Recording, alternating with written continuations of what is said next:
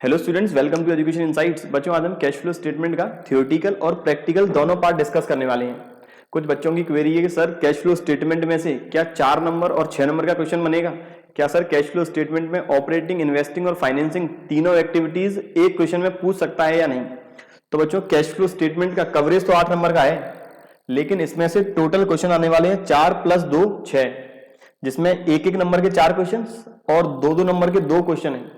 तो full flashed question आने की कोई भी पॉसिबिलिटी नहीं है। मुझे कंसेप्ट वाइज, जैसे मशीनरी अकाउंट मुझे बनाना हो, मशीनरी का परचेज या फिर सेल्स वैल्यू निकालनी हो, या फिर मुझे डिविडेंड का कोई एडजस्टमेंट दे रखा हो, डिविडेंड पेबल या फिर प्रपोज डिविडेंड के कंटेक्स्ट में, वहां से मुझे एडजस्टमेंट करके दिखाना हो, तो पूरा क्वेश्चन नहीं आएगा। तीनों एक्टिविटीज एक साथ तो नहीं आएंगी। मुझे कॉन्सेप्ट का पता होना बहुत जरूरी है। अगर इस तरह से क्वेश्चन आ रहे हैं तो ये जरूर पॉसिबिलिटी है कि हर एक कॉन्सेप्ट के बारे में जब भी राजस्थान बोर्ड पूछेगा एग्जामिनेशन में, तो वहां पर डीप नॉलेज होना बहुत जरूरी है। बात करें आज हमने कौन कौन से क्वेश्चंस यहां कवर करेंगे। सबसे पहला है बच्चों, cash flow statement is prepared as per. तो कैश फ्लो स्टेटमेंट बच्चों बनाया जाता है अकाउंटिंग स्टैंडर्ड 3 के हिसाब से। नंबर सेकंड है, कैश फ्लो स्टेटमेंट की डेफिनेशन क्या है? तो बच्चों, कैश फ्लो स्टेटमेंट एक ऐसा स्टेटमेंट जिसके अंदर कैश का एप्लीकेशन, मतलब कैश कहां कहां गया और कैश कहां से आया, कैश के सोर्सेज, इन दोनों के बारे में मेंशन रहता है। A statement which shows inflows and outflows of cash, cash के साथ साथ कैश इक्विवेलेंट का भी इंफॉर्मेशन रहेगा। और we can say statement which shows sources and application of cash and cash equivalent. बात याद रखनी है, सोर्सेज बोलते हैं कहां से पैसा आया और एप्लीकेशन बोलते हैं कहां पैसा गया। जैसे मैं यदि ऑपरेटिंग एक्टिविटी के कंसर्न में बात करूं तो पैसा आएगा माल बेचने से या फिर डेटर से कलेक्शन के बाद। तो मेरा कैश सेल्स और कलेक्शन फ्रॉम डेटर, ये दो आइटम है ऑपरेटिंग एक्टिविटीज में कैश के सोर्सेज के। और payment to creditors, expense paid, cash purchases, ये मेरे कुछ आइटम है जहां एप्लीकेशन हुआ है कैश का। ऐसे ही इन्वेस्टिंग में कैश के सोर्सेज एसेट्स बेचने के बाद, या फिर इंटरेस्ट और डिविडेंड रिसीव किया है, रेंट रिसीव किया है, और कैश का एप्लीकेशन एसेट्स को खरीदना। याद रखेंगे सेकंड क्वेश्चन के अकॉर्डिंग, सोर्सेज बोल रहे हैं जहां से कैश हम रिसीव कर रहे हैं, जहां से कैश का इनफ्लो है, और सोर्सेज के बाद एप्लीकेशन बोलेंगे जहां कैश गया है या फिर कैश का outflow. Number third, cash and cash equivalent का मतलब क्या है? What do you understand by cash and cash equivalent? तो बच्चों, कैश का मतलब है cash in hand and cash at bank, और बैंक के पास भी जितनी भी डिमांड डिपॉजिट है। And cash equivalent means marketable securities. So as per accounting standard 3, cash and cash equivalent includes cash in hand, demand deposit with the bank and marketable securities. ये question बच्चा एक number में आ सकता है। Number next, marketable securities क्या है? तो बच्चों, मार्केटेबल सिक्योरिटीज ऐसी इन्वेस्टमेंट या फिर ऐसी सिक्योरिटीज जो हाईली लिक्विड एसेट है, जो इजीली कैश में कन्वर्ट की जा सकती हैं। Short term highly liquid investments which can be easily converted into known amount, और जिसका अमाउंट भी नोन रहेगा, and which consider insignificant risk of changes in value, और ऐसे इन्वेस्टमेंट ऐसे एसेट्स की वैल्यू में जो भी डिक्रीज होगा वो डिक्रीज बहुत ही इनसिग्निफिकेंट होगा। ऐसे इन्वेस्टमेंट की वैल्यू जो चेंज होने का एस्टिमेशन है वो बहुत कम होगा। अगला कहता है बच्चों, कैश फ्लो स्टेटमेंट बनाने के मेथड। तो कैश फ्लो स्टेटमेंट बनाने के 2 मेथड है, डायरेक्ट और इनडायरेक्ट। दोनों में अंतर क्या है? तो बच्चों, डायरेक्ट और इनडायरेक्ट मेथड में इन्वेस्टिंग और फाइनेंसिंग दोनों एक्टिविटीज एक जैसी रहेंगी, लेकिन ऑपरेटिंग एक्टिविटी में होगा डिफरेंस। डायरेक्ट मेथड में मैं ऑपरेटिंग एक्टिविटी से जो कैश का इनफ्लो या कैश का आउटफ्लो रहेगा वो डायरेक्ट फॉर्म में निकालता हूं। जैसे कैश सेल्स की, डेटा से पैसा कलेक्ट किया, बीआर हमने एनकैश किए, या फिर कैश के आउटफ्लोज, क्रेडिटर्स को पेमेंट किया, कैश परचेज, एक्सपेंस पेड। तो डायरेक्ट मेथड में ऑपरेटिंग एक्टिविटीज के अंदर ये सारे आइटम कंसीडर किए जाएंगे। इनडायरेक्ट मेथड में जो मैं क्वेश्चन करता हूं नेट प्रॉफिट बिफोर टैक्स से स्टार्ट करके, जो हम आगे बात करने वाले हैं, तो वो हम करते हैं इनडायरेक्ट मेथड के अकॉर्डिंग। कैश फ्लो स्टेटमेंट बनाने की याद रखेंगे 2 ही मेथड है, डायरेक्ट और इनडायरेक्ट। दोनों में केवल डिफरेंस है ऑपरेटिंग एक्टिविटी को लेकर। इन्वेस्टिंग और फाइनेंसिंग दोनों एक्टिविटीज दोनों मेथड में एक जैसे ही प्रिपेयर होती हैं। याद रखें, दोनों से आंसर भी एक ही आएगा। ऐसा नहीं है कि डायरेक्ट मेथड अप्लाई करूं तो आंसर कुछ और आए और इनडायरेक्ट मेथड से कुछ और आएगा। दोनों से आंसर हमेशा सेम आएगा। अगला क्वेश्चन बच्चों, as per accounting standard 3, cash flow statement is divided into. तो बच्चों, अकाउंटिंग स्टैंडर्ड 3 के हिसाब से कैश फ्लो स्टेटमेंट 3 एक्टिविटीज में डिवाइड है। Number 1 is operating, number second is investing and number third is financing. 3 activities में divide रहेगा। अगला कहता है नेट कैश यूज्ड और generated from operating activities, investing and financing activities with opening cash and cash equivalent always equals to.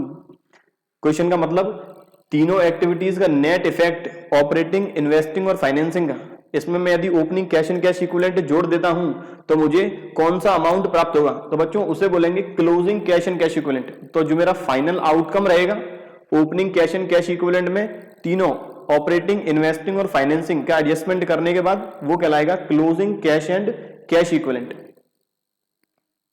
आगे कहता है write any 2 items each of operating, investing and financing which leads to cash inflow.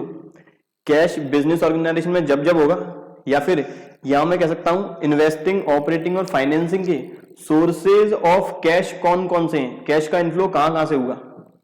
सबसे पहले बात करें operating में, तो operating activity में डेटर से जो मैंने पैसा रिसीव किया, कलेक्शन फ्रॉम डेटर, बीआर को एनकैश किया, माल नगद में बेचा, या फिर एक बिजनेस ऑर्गेनाइजेशन जिसकी मेन इनकम रेंट जनरेटेड है या फिर रेंटल इनकम मेन है तो वहां पर रेंट रिसीव्ड, इसके अलावा कमीशन रिसीव्ड, ये सारी मेरी ऑपरेटिंग एक्टिविटीज में कैश इनफ्लोज या फिर सोर्सेज ऑफ कैश है। इन्वेस्टिंग की बात करें तो एसेट्स को बेचना, मशीनरी, बिल्डिंग, प्लांट, गुडविल, इन सबको बेचने से कैश आएगा। तो सेल ऑफ एसेट्स या फिर proceed from sale of asset like machinery, building, goodwill, investment etcetera. Interest received, जो भी हमने इन्वेस्टमेंट किए वहां से इंटरेस्ट रिसीव हुआ है। जो भी हमने बिल्डिंग परचेज की है, बिल्डिंग खरीदी है, इन्वेस्टमेंट है मेरा, वहां से रेंट रिसीव हुआ। इन्वेस्टमेंट की डिविडेंड रिसीव हुआ। ये कुछ आइटम है इन्वेस्टिंग एक्टिविटीज के सोर्सेज ऑफ कैश वाले। अगला कहता है फाइनेंसिंग एक्टिविटीज के कौन कौन से हैं सोर्सेज। तो फाइनेंसिंग एक्टिविटी में जो भी एंटिटीज लॉन्ग टर्म या फिर शॉर्ट टर्म में याद रखें केवल एक आएगा, बैंक ओवरड्राफ्ट। एंटिटीज जो भी लॉन्ग टर्म, शॉर्ट टर्म में बैंक ओवरड्राफ्ट या फिर शेयर होल्डर फंड से पैसा जुटाती है, वो सारा आने वाला है फाइनेंसिंग के अंदर। तो जो भी हम पैसा रिसीव करेंगे, शेयर्स चाहे इक्विटी हो या प्रेफरेंस हो या डिबेंचर, इन्हें जारी करके जो भी लोन लिया बैंक से, वो ये बच्चों थे सोर्सेज ऑफ कैश सारे, ऑपरेटिंग के, इन्वेस्टिंग के और फाइनेंसिंग के। याद रखें एक नंबर में इसमें से भी कोई आइटम आ सकता है या फिर आ सकता है इन तीनों एक्टिविटीज में application of cash, cash outflows. सबसे पहले बात करें ऑपरेटिंग में, तो ऑपरेटिंग में वापस cash purchase, payment to creditors, amount of BP paid, expenses paid, जो भी रेगुलर एक्सपेंसेस हैं। इसके अलावा इनकम टैक्स पेड भी ऑपरेटिंग एक्टिविटीज में कैश आउटफ्लो का काम करेगा। इन्वेस्टिंग की बात करें तो purchase of assets like machinery, building, goodwill, investment etcetera, जो भी कैपिटल गेन टैक्स हमने एसेट्स को बेचने पे दिया है तब कैश आउटफ्लो है। फाइनेंसिंग एक्टिविटीज के अंदर जो भी हमने लाइबिलिटीज लॉन्ग टर्म या फिर प्रेफरेंस शेयर कैपिटल की है रिडीम, लॉन्ग टर्म लाइबिलिटी की है पेड, या फिर शेयर्स की है इक्विटी शेयर्स बाईबैक। इसके अलावा डिबेंचर होल्डर को जो भी इंटरेस्ट पेड किया है, शेयर होल्डर्स को जो भी डिविडेंड पेड किया है, वो सारा आने वाला है फाइनेंसिंग एक्टिविटीज के कैश आउटफ्लोज के अंदर। बच्चों ये बात थी एप्लीकेशन ऑफ कैश की तीनों एक्टिविटी से कंसर्न में। ये बच्चों इंपोर्टेंट बहुत ज्यादा है, सोर्सेज एंड एप्लीकेशन। जो 2 नंबर का या फिर 1 नंबर का क्वेश्चन इस टॉपिक में से जरूर आएगा, केवल मेरी रिकमेंडेशन है। आगे कहता है 10th वाले में write any 2 items each of operating, investing and financing which leads to no flow of cash. अब मुझे कुछ ऐसे आइटम बताने हैं जिनसे कोई भी कैश का फ्लो नहीं होगा। सबसे पहला, यदि ऑर्गेनाइजेशन उधार माल बेचती है, कोई भी कैश का फ्लो नहीं। मैं पहले ऑपरेटिंग एक्टिविटी की बात करूं तो क्रेडिट सेल्स और क्रेडिट परचेज, ना कैश का इनफ्लो है ना आउटफ्लो। एक्सपेंस आउटस्टैंडिंग जो मैंने पेड नहीं किए, करंट ईयर का प्रोविजन फॉर टैक्स जो मैंने प्रोविजन बनाया, डेप्रीसिएशन, नॉन करंट एसेट की जो भी टेंजिबल एसेट उनका डेप्रीसिएशन, नॉन करंट एसेट की इंटेंजिबल है उनका अमोर्टाइजेशन। यहां से कैश का कोई भी ना इनफ्लो होगा ना आउटफ्लो। इसके अलावा एसेट्स का जो भी लॉस है वहां से भी ना कैश का इनफ्लो है ना कैश का आउटफ्लो है। ये थे बच्चों कुछ आइटम ऑपरेटिंग के। अब बात करें इन्वेस्टिंग के, तो जो भी इंटेंजिबल एसेट्स रिड्यूस होगी वहां माना जाएगा इंटेंजिबल एसेट की राइट ऑफ, इससे कोई भी कैश का इनफ्लो नहीं होगा ना आउटफ्लो होगा।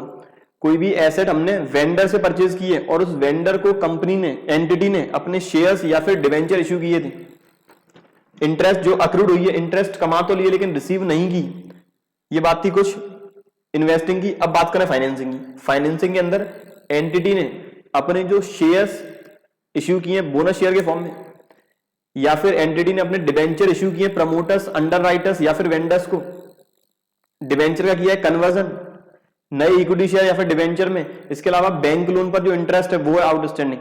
ये थे बच्चों कुछ ऐसे आइटम्स जिनसे ना कोई कैश इनफ्लो होगा ना कोई कैश आउटफ्लो होगा। अब बात करें अगले क्वेश्चन की। अब बच्चों अगला क्वेश्चन है इनके कंसर्न फॉर्मेट, तीनों एक्टिविटीज के। अब बात करें कैश फ्लो स्टेटमेंट का फॉर्मेट क्या रहेगा। अभी तक मैंने जो theoretical question examination point of view से इंपोर्टेंट है वो डिस्कस किए। यहां मैं बात कर रहा हूं कैश फ्लो स्टेटमेंट का फॉर्मेट, और वो भी इनडायरेक्ट मेथड से। यहां पे सबसे पहले कहता है कैश फ्लो स्टेटमेंट का जो फॉर्मेट है वो तीन एक्टिविटीज में डिवाइड है। Number one is cash flow from operating, number second cash flow from investing, और number third cash flow from financing. पूरा फॉर्मेट तीन पार्ट में डिवाइड रहेगा, ऑपरेटिंग, इन्वेस्टिंग और फाइनेंसिंग। इन तीनों एक्टिविटी से जो भी नेट कैश का इफेक्ट आएगा, या तो नेट कैश इनफ्लो या नेट कैश आउटफ्लो, वो हम तीनों एक साथ लिखेंगे। तीनों का नेट इफेक्ट इसमें ऐड करेंगे। Opening cash and cash equivalent या फिर cash and cash equivalents at the beginning, अपने आप जो closing cash and cash equivalents question में गिवन होगा उसका बैलेंस आ जाएगा।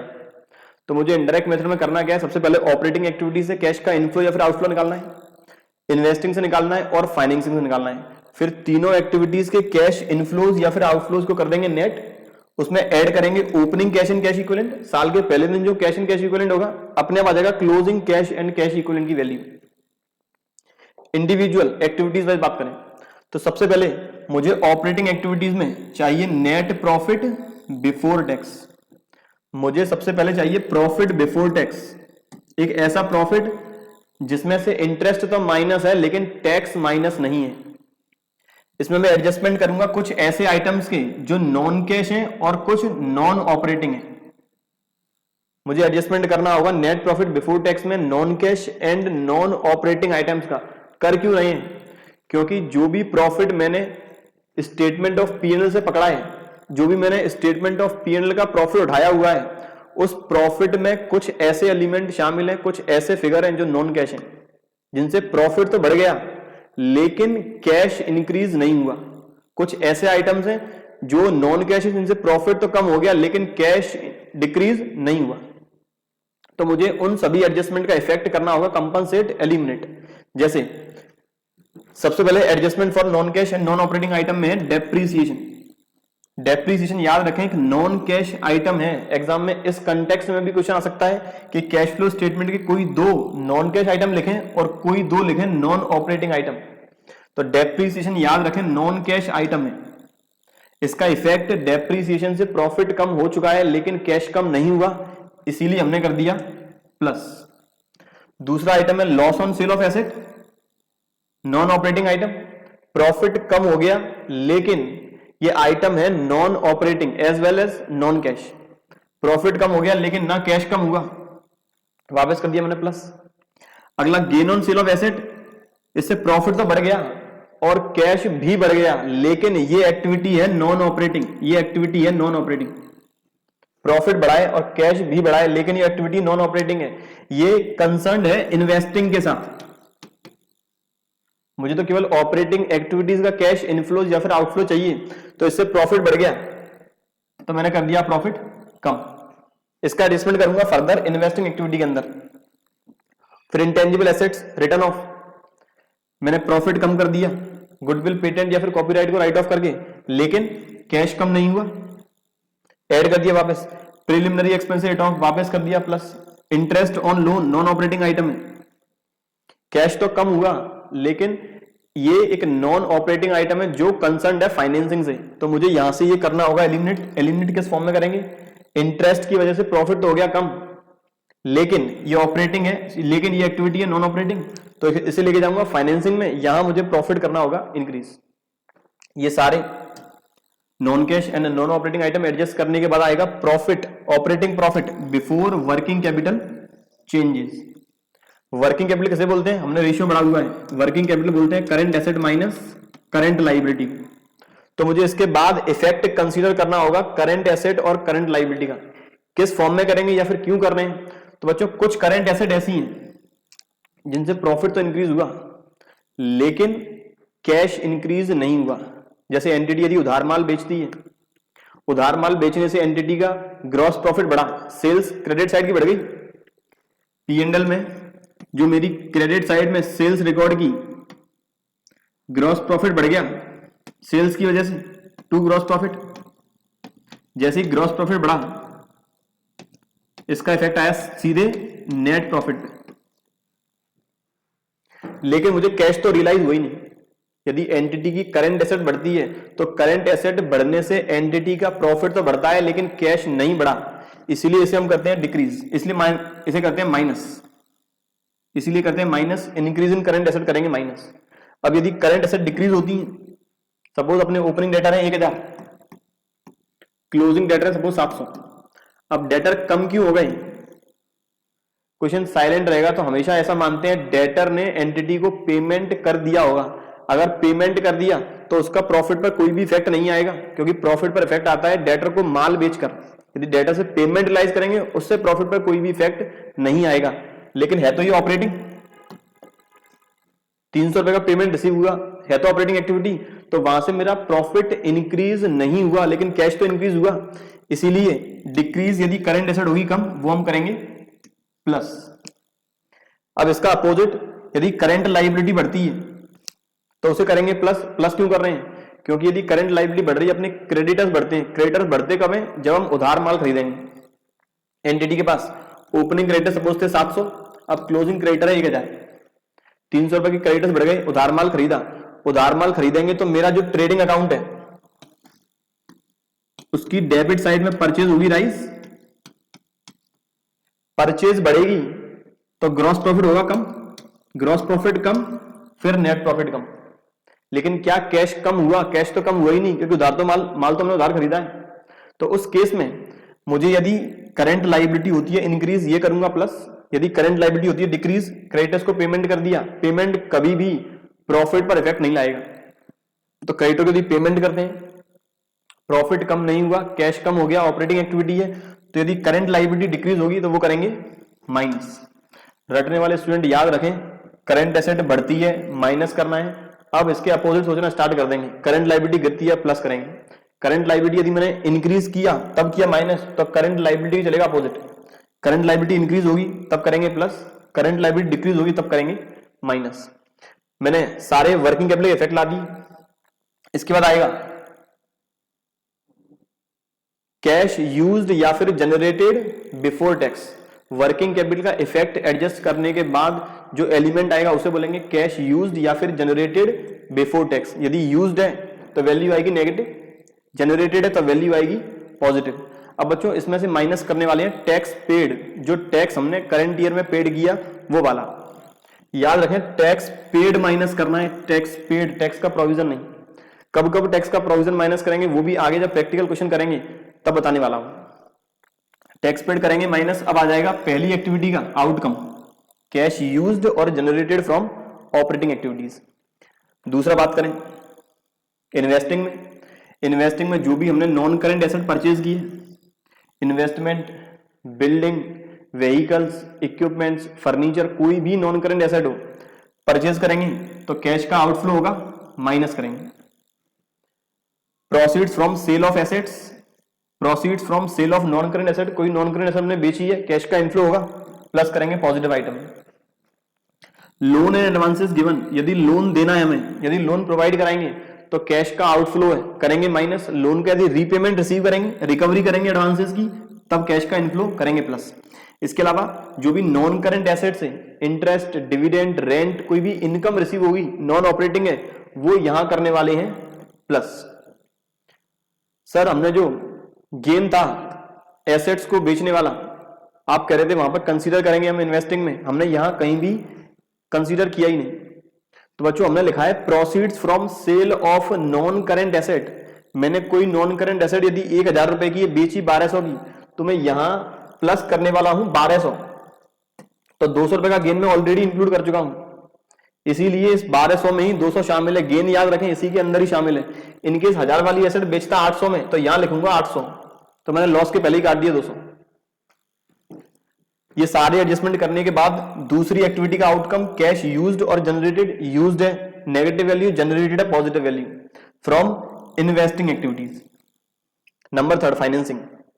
फाइनेंसिंग में जो भी सोर्स ऑफ फाइनेंस है, लॉन्ग टर्म, शॉर्ट टर्म में बैंक ओडी और शेयर होल्डर फंड, यदि पैसा रिसीव करेंगे, शेयर, डिबेंचर, शेयर के अंदर प्रेफरेंस इक्विटी दोनों, वो जारी करके प्लस आइटम है, डिबेंचर का रिडम्पशन करेंगे, प्रेफरेंस शेयर का रिडम्पशन करेंगे, और रिडम्पशन किस वैल्यू पे करना है, फाइनल जो भी पेमेंट वैल्यू है वो डिस्काउंट काटने के बाद, प्रीमियम जोड़ने के बाद, माइनस कैश का आउटफ्लो होगा, और इक्विटी शेयर्स बाईबैक करेंगे। बाईबैक करने का मतलब इक्विटी शेयर एंटिटी परचेज कर रही है मार्केट से, तो वो करेंगे माइनस, कैश का आउटफ्लो है। इसके अलावा कोई भी लोन लिया, बैंक ओडी, बैंक ओवरड्राफ्ट लिया, बैंक से लिमिट बनवाई, या फिर बैंक से कैश क्रेडिट वाली फैसिलिटी अवेल की, तो कैश का होगा इनफ्लो, वो भी करेंगे प्लस। शेयर्स पे डिविडेंड, डिवेंचर पे इंटरेस्ट पेड करेंगे, रीपेमेंट करेंगे बैंक ओडी या फिर बैंक लोन का, वो करने वाले हैं माइनस। याद रखेंगे यहां पे इक्विटी के डिविडेंड होते हैं 2 टाइप के, इंटरिम और फाइनल, डिस्कशन करने वाले हैं आगे। सारे आइटम एडजस्ट करने के बाद आएगा कैश यूज्ड और जनरेटेड फ्रॉम फाइनेंसिंग एक्टिविटीज। आपके एक एक नंबर के 4 क्वेश्चन आने वाले हैं, तो हो सकता है 1 या 2 क्वेश्चन यही फॉर्मेट में से आ जाएं। फॉर्मेट के कंटेक्स्ट में किस तरह से, यदि हमने रीपेमेंट किया है बैंक लोन का, तो ये किस एक्टिविटीज में लिखेंगे और किस फॉर्म में लिखेंगे। तो बैंक लोन का यदि रीपेमेंट हुआ, ये आएगा फाइनेंसिंग के अंदर, और वो भी माइनस करके, मतलब नेगेटिव आइटम। तीनों एक्टिविटीज कर देंगे। नेट आ जाएगा नेट कैश यूज या फिर generated from operating, investing and financing, add करेंगे opening cash in cash equivalent, अपने आप आ जाएगा closing cash in cash equivalent. बच्चों याद रखेंगे ये फॉर्मेट है इनडायरेक्ट मेथड का। अब बात करें अगले क्वेश्चन की, क्या कहता है, explain the treatment of dividend payable in context of accounting standard 3। तो बच्चों पहले याद रखें, डिविडेंड पेबल वर्ड अलग है, प्रपोज्ड डिविडेंड अलग चीज है, ये दोनों अलग अलग हैं। एक कंपनी में जो डिविडेंड पेड किया जाता है उसकी प्रोसीजर थोड़ी डिफरेंट है। सबसे पहले बोर्ड ऑफ डायरेक्टर, ये मैं बात कर रहा हूं अभी फाइनल डिविडेंड के कंटेक्स्ट में। मैंने आपको भी बताया डिविडेंड होते हैं 2 टाइप के, एक होता है इंटरिम, दूसरा होता है फाइनल। पहले मैं आपको फाइनल डिविडेंड के बारे में बता रहा हूं। फाइनल डिविडेंड होता क्या है, final dividend 2 annual general meetings के बीच में जो भी डिविडेंड डिक्लेयर करके बांटा जाएगा उसे बोलते हैं final dividend. Board of director साल के आखिर में सबसे पहले ये असर्टेन करते हैं, चेक करते हैं कि हमारे पास एडिक्वेट प्रॉफिट है, क्या कंपनी के पास इतना प्रॉफिट है, प्रेफरेंस डिविडेंड काटने के बाद, एप्रोप्रिएशंस करने के बाद हम इक्विटी शेयर होल्डर्स को डिविडेंड बांट सकते हैं। सबसे बोर्ड ऑफ डायरेक्टर चेक करेंगे, फिर ये रिकमेंड करेंगे शेयर होल्डर्स को कि कंपनी के पास एडिक्वेट प्रॉफिट है, अब हम डिविडेंड बांट सकते हैं। शेयर होल्डर्स अप्रूवल प्रोवाइड कराएंगे, अप्रूवल कि बिल्कुल डिविडेंड बांट दो, फिर board of director share holder को डिविडेंड बांट देंगे। तो सबसे पहले बोर्ड जब रिकमेंड करता है कि हमारे पास प्रॉफिट है, बांट सकते हैं, वो रिकमेंडेशन कहलाती है प्रपोज्ड डिविडेंड। उस रिकमेंडेशन को बोलेंगे प्रपोज्ड डिविडेंड। जैसे ही शेयर होल्डर्स उस डिविडेंड को कर देंगे अप्रूव, ये माना जाएगा डिविडेंड पेबल। याद रखें, बोर्ड ऑफ डायरेक्टर्स जब केवल रिकमेंडेशन प्रोवाइड करा रहे हैं तब तक ये है डिविडेंड प्रपोज या फिर प्रपोज्ड डिविडेंड। जैसे ही शेयर होल्डर ने से कर दिया अप्रूव, ये बन गया डिविडेंड पेबल। अब क्या इसका एडजस्टमेंट करेंगे, तो बच्चों अकाउंटिंग स्टैंडर्ड 4 का कहना है कि जो प्रपोज्ड डिविडेंड है वो एक कंटिजेंट लायबिलिटी है, और कंटिजेंट लायबिलिटी कभी भी बुक्स में रिकॉर्ड नहीं होती। तो यदि प्रपोज्ड डिविडेंड है उसका कुछ नहीं होगा। प्रपोज्ड डिविडेंड का तब तक कुछ नहीं करना है जब तक वो डिविडेंड फाइनल नहीं होता, जब तक वो डिविडेंड अप्रूव्ड नहीं होता।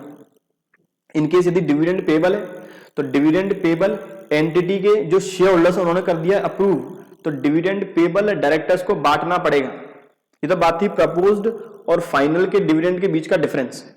अब बात करें अकाउंटिंग ट्रीटमेंट क्या होगा। तो बच्चों अकाउंटिंग ट्रीटमेंट में जब भी हमें क्वेश्चन में प्रपोज डिविडेंड गिवन होगा। सपोज दो अलग अलग ईयर्स का प्रपोज डिविडेंड गिवन है, एक 2021 का और एक 2020 का। तो प्रपोज डिविडेंड के केस में करंट ईयर है मेरा सपोज 2020-21, करंट ईयर है 2020-21। मुझे यदि प्रपोज डिविडेंड गिवन है तो ये मानेंगे जो लास्ट ईयर का प्रपोज्ड था, इस प्रपोज्ड को करंट ईयर 2020-21 में किया अप्रूव करने के बाद, अप्रूव करने का मतलब शेयर होल्डर्स ने परमिशन दे दी कि प्रॉफिट को कर दो एप्रोप्रिएट, मतलब प्रॉफिट में से डिविडेंड का अमाउंट डिडक्ट कर लो और फिर उस डिविडेंड को बांट दो। तो लास्ट ईयर का डिविडेंड इस साल हुआ अप्रूव का मतलब करंट ईयर के प्रॉफिट में होगा एप्रोप्रिएट, और फ्री होगा पेड। बात ध्यान रखें, लास्ट ईयर वाले डिविडेंड को ही किया है अप्रूव, प्रॉफिट किया कम। प्रॉफिट कहां से कम करेंगे? स्टेटमेंट ऑफ पीनल से। तो प्रॉफिट मैंने कर दिया कम, तो मुझे नेट प्रॉफिट बिफोर टैक्स निकालने के लिए यही प्रॉफिट करना होगा प्लस, और यही डिविडेंड का मैंने किया है पेमेंट, तो फाइनेंसिंग एक्टिविटी में इसी डिविडेंड को करेंगे माइनस। ये तो बात थी प्रपोज डिविडेंड की। इनकेस यदि डिविडेंड पेबल गिवन होता, मुझे गिवन होता डिविडेंड पेबल दोनों लास्ट ईयर और करंट ईयर का, उस केस में जो लास्ट ईयर का डिविडेंड है वो डिविडेंड पेबल है। डिविडेंड पेबल का मतलब शेयर होल्डर उसे अप्रूव पहले ही कर चुके हैं, शेयर होल्डर उसे अप्रूव कर चुके हैं, इस साल तो केवल पेमेंट करना है। तो इस साल पेमेंट करेंगे लास्ट ईयर वाले डिविडेंड पेबल का, और करंट ईयर में, इस साल में करंट ईयर में जो डिविडेंड अप्रूव हुआ है वही आउटस्टैंडिंग है, वही पेबल है। तो करंट ईयर में उस डिविडेंड को मैं ऐड करूंगा नेट प्रॉफिट बिफोर टैक्स निकालने के लिए। याद रखें, वापस रिपीट कर देता हूं, जो 31 मार्च 2020 को डिविडेंड पेबल था वो एंटिटी ने इस बार किया होगा पेड, तो वो मैं माइनस करूंगा फाइनेंसिंग एक्टिविटी में, और जो करंट ईयर के आउटस्टैंडिंग में डिविडेंड पेबल है वो करंट ईयर में हुआ है अप्रूव, और उसे हम एप्रोप्रिएट करेंगे करंट ईयर के प्रॉफिट में से, मतलब ऐड करने वाले हैं नेट प्रॉफिट बिफोर टैक्स में। ये बात थी फाइनल और प्रपोज डिविडेंड की। अभी इसके कुछ क्वेश्चंस और हैं, आगे डिस्कस करेंगे तब और समझेंगे। दूसरा होता है बच्चों मेरा इंटरिम डिविडेंड। इंटरिम डिविडेंड का एडजस्टमेंट बहुत सिंपल है। इंटरिम डिविडेंड जब भी दिखेगा तो इंटरिम डिविडेंड का मतलब होता है करंट ईयर का डिविडेंड करंट ईयर के प्रॉफिट में से ही। बोर्ड ऑफ डायरेक्टर्स के पास पावर है इंटरिम डिविडेंड करंट ईयर में ही डिक्लेयर करें और करंट ईयर में ही पेड कर दें। तो इंटरिम डिविडेंड कहीं भी दिखे तो वो करंट ईयर के प्रॉफिट में से पेड किया जाता है, करंट ईयर के प्रॉफिट में से ही अप्रोप्रिएट करेंगे। तो इंटरिम डिविडेंड को प्रॉफिट बिफोर टैक्स निकालने के लिए करेंगे प्लस, और फाइनेंसिंग में करेंगे माइनस। करंट ईयर का इंटरिम डिविडेंड करंट ईयर में ही पेड होगा, इसका मतलब साल के आखिर में इंटरिम डिविडेंड पेबल नहीं खड़ा होगा बैलेंस शीट के अंदर। ये बात थी बच्चों इंटरिम और फाइनल डिविडेंड की। इंटरिम डिविडेंड के बारे में, इंटरिम डिविडेंड ऐड करेंगे नेट प्रॉफिट बिफोर टैक्स निकालने के लिए, आफ्टर टैक्स में ऐड करने वाले हैं, और माइनस करेंगे फाइनेंसिंग एक्टिविटी में। जबकि प्रपोज डिविडेंड गिवन है तो प्रपोज डिविडेंड लास्ट ईयर का ही ऐड करेंगे प्रॉफिट बिफोर टैक्स निकालने के लिए, और लास्ट ईयर का ही करेंगे माइनस। यदि डिविडेंड पेबल गिवन है तो जो डिविडेंड पेबल लास्ट ईयर के आखिरी तक आउटस्टैंडिंग था उसे करेंगे माइनस फाइनेंसिंग में, और जो करंट ईयर के आखिरी में आउटस्टैंडिंग है उसे करेंगे plus profit before tax calculate करने के लिए। अब यहां question, consider treatment of following information in cash flow statement for the year 2021-22 2021-22 के लिए हमें नीचे दिए गए आइटम्स का बताना है एडजस्टमेंट किस तरीके से होगा। अब मुझे जितने भी आइटम्स गिवन है मैं सबका एडजस्टमेंट करूंगा। सबसे पहले equity share capital, opening 1.5 lakh है, क्लोजिंग 2 लाख है। इसका मतलब मैंने इस साल 50,000 रुपए के शेयर्स जारी किए हैं। अभी यदि क्वेश्चन में कुछ नहीं रहा कितनी वैल्यू में शेयर जारी किए तब मानूंगा पार पे जारी किए। दूसरा प्रेफरेंस शेयर कैपिटल 8% रेट है डिविडेंड की, ओपनिंग 1 लाख है, क्लोजिंग भी 1 लाख है। प्रपोज्ड डिविडेंड मुझे गिवन है प्रपोज डिविडेंड। बच्चों एग्जामिनेशन में जब भी क्वेश्चन आएगा वहां पर प्रपोज डिविडेंड शो होने के 1% भी चांस नहीं है, क्योंकि डिविडेंड पेबल ही दिखाई देगा बैलेंस शीट के अंदर। प्रपोज डिविडेंड नाम की केवल कंटिंजेंट लायबिलिटी होती है, बैलेंस शीट में प्रपोज डिविडेंड कभी भी शो नहीं होगा। तो इनकेस मुझे एग्जाम में दिया होगा तो गारंटी की बात है वहां डिविडेंड पेबल ही गिवन होगा। मैंने तब भी यहाँ पे कंसीडर कर लिया कि कुछ बच्चे हैं जो पुरानी किताब से सॉल्यूशन कर रहे हैं, तो पुरानी किताब में बच्चों क्वेश्चन को करोगे तो वहां पर हमें हर बार प्रपोज डिविडेंड गिवन है। नए एडिशंस देखोगे आप लोग वहां डिविडेंड पेबल देखा होगा। तो प्रपोज डिविडेंड लास्ट ईयर की रेट भी 10% है और करंट ईयर की रेट भी 10% है। प्रॉफिट बिफोर टैक्स हमें गिवन है 80,000 रुपए का। इंटरिम डिविडेंड एंटिटी ने इस साल डिक्लेयर किया 8%। आखिरी में कहता है जो नए इक्विटी शेयर जारी किए वो किए 1 अप्रैल 2021 को। अब मैं एक एक करके एडजस्टमेंट करूं। सबसे पहले इक्विटी शेयर कैपिटल, ओपनिंग थी 1.5 लाख, क्लोजिंग 2 लाख है। साफ साफ कह रहा है शेयर जारी किए साल के पहले दिन, जारी किए 50,000 रुपए वाली फेस वैल्यू के, 50,000 में जारी किए होंगे। ये मेरा फाइनेंसिंग में आएगा proceeds from issue of share 50,000 plus item. Preference share के अपने कोई भी डिफरेंस नहीं है, ओपनिंग भी 1 लाख है, क्लोजिंग भी 1 लाख है। लेकिन प्रेफरेंस शेयर की जो डिविडेंड की रेट है वो 8% है। प्रेफरेंस शेयर का डिविडेंड हर साल कंपनी को डिक्लेयर्ड एंड पेड करना होगा। तो प्रेफरेंस शेयर का डिविडेंड 1 लाख का 8%, 8,000 रुपए। ये बात भी याद रखनी है, कुछ बच्चों को ये पता नहीं है डिविडेंड किस अमाउंट पे निकाला जाएगा। कुछ बच्चे डिविडेंड निकाल देते हैं इस प्रॉफिट के अमाउंट पे। डिविडेंड हमेशा बच्चों निकाला जाता है शेयर कैपिटल, वो भी फेस वैल्यू के हिसाब से। अगर यहां पर कंपनी के प्रेफरेंस शेयर 1 लाख के हैं और कंपनी ने जारी कर दी 1.5 लाख में, तब भी डिविडेंड कंपनी 1 लाख पर ही पेड करती। तो प्रेफरेंस शेयर में आ गया 8,000, 1 लाख 8%, और जो फाइनेंसिंग में करूंगा मैं माइनस। अगला कहता है प्रपोज डिविडेंड, रेट है 10%। याद रखें प्रपोज डिविडेंड हमेशा निकाला जाएगा इक्विटी शेयर कैपिटल का। प्रपोज डिविडेंड हमेशा निकालेंगे इक्विटी शेयर कैपिटल का। Last year board of directors ने डिविडेंड प्रपोज किया 10%, मतलब 1.5 लाख का 10% 15,000। तो entities last year board of director ने 15,000 रुपए का डिविडेंड किया होगा प्रपोज। इस साल शेयर होल्डर्स ने उस 15,000 के डिविडेंड को कर दिया होगा अप्रूव। करेंट ईयर में इन्होंने प्रपोज किया होगा 2 लाख का 10%, मतलब 20,000। इससे हमें कोई भी मतलब नहीं है, हमें मतलब है केवल लास्ट ईयर के प्रपोज डिविडेंड से। लास्ट ईयर का प्रपोज डिविडेंड इस बार किया होगा शेयर होल्डर्स ने अप्रूव और इस साल हो गया होगा पेड। तो लास्ट ईयर का डिविडेंड जो आया 15,000 रुपए, उस 15,000 को ही यदि मुझे नेट प्रॉफिट बिफोर टैक्स निकालना होता, आफ्टर टैक्स में करता प्लस, और फाइनेंसिंग में 15,000 ही में करता माइनस। मेरा फाइनेंसिंग में एक तो आ गया issue of shares, preference dividend paid, equity dividend paid, equity में भी फाइनल, और इंटरिम की बात कर रहा है। इंटरिम डिविडेंड 8% है। इंटरिम डिविडेंड करंट ईयर में पेड करेंगे। करंट ईयर की शेयर कैपिटल 2 लाख रुपए, 2 लाख का 8% वो रहेगा 16,000। 2 लाख का 8% 16,000, और वो भी ब्रैकेट मतलब नेगेटिव आइटम। तो यहां से मेरा आ जाएगा नेट कैश 16 और 15 31 और 39, net cash generated 11,000 from financing activity. याद रखें मेरा जो मेन कंसर्न है वो है प्रपोज्ड डिविडेंड को लेकर। अगला, अब यहां पे बच्चों को गिवन है डिविडेंड पेबल।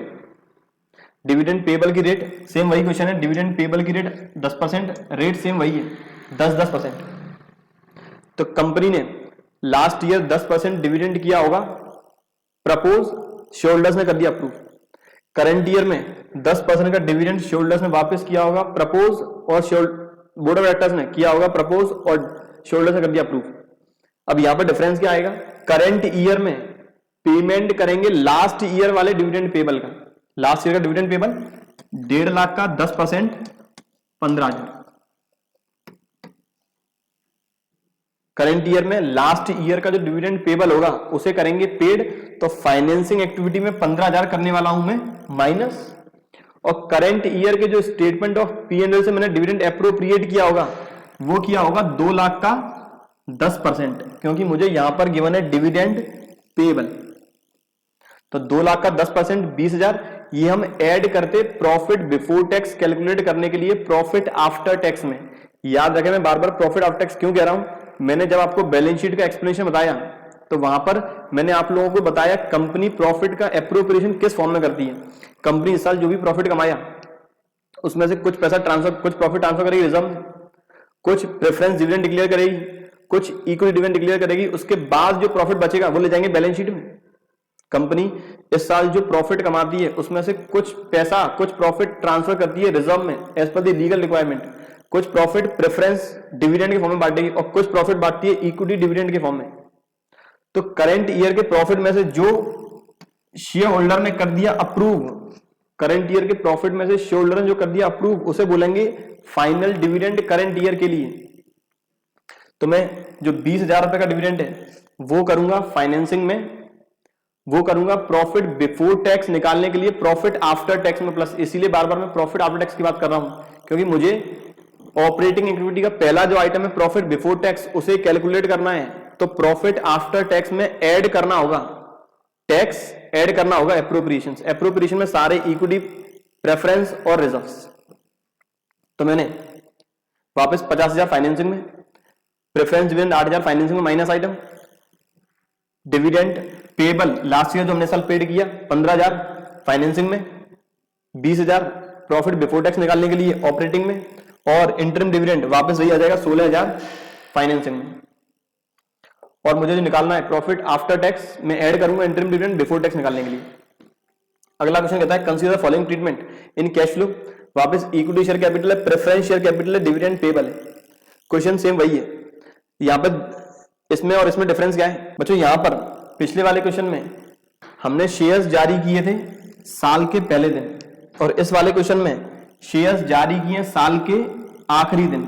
यहां पर क्या डिफरेंस रहेगा? कंपनी जो इस साल डिविडेंड डिक्लेयर करेगी, कंपनी इस साल जो डिविडेंड डिक्लेयर करेगी, रेट जो 10% है, वो कंपनी करंट ईयर के जो हमने शेयर इश्यू किए उसे हटाने के बाद करेगी। कंपनी पूरे साल जितने शेयर्स रहे उनकी फेस वैल्यू को इक्विवेलेंट डिविडेंड जारी करेगी। वो रहेगा 2 लाख में से 50,000 रुपए के हमने शेयर्स जो जारी किए वो साल के आखिरी दिन किए हैं, तो कंपनी इस बार डिविडेंड जो डिक्लेयर करने वाली है, जारी करने वाली है, वो रहेगा 1.5 लाख का 10% 15,000। और कंपनी इस साल जो डिविडेंड पेड करेगी वो भी रहेगा 1.5 लाख का 10% 15,000। ये बात थी बच्चों क्वेश्चन नंबर 5 की। अब बात करें क्वेश्चन नंबर 6 की।